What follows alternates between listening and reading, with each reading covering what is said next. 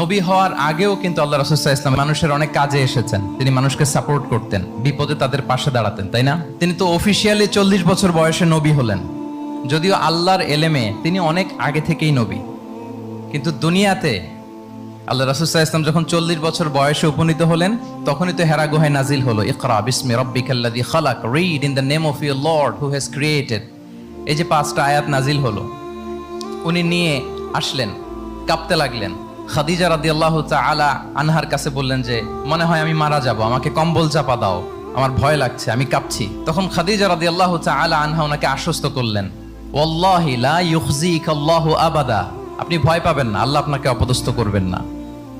ইন্নাকা লা তাসিলুর রাহিমা ওয়া তাসদুকুল হাদিসা, নিশ্চয় আপনি আত্মীয়তার সম্পর্ককে বজায় রাখেন, আপনি সবসময় সত্য কথা বলেন। ওয়া তাহমিলুল কাল্লা, আপনি মানুষের বোঝা বয়ে দেন। ওয়া তাকসিবুল মা'দুমা, যার উপর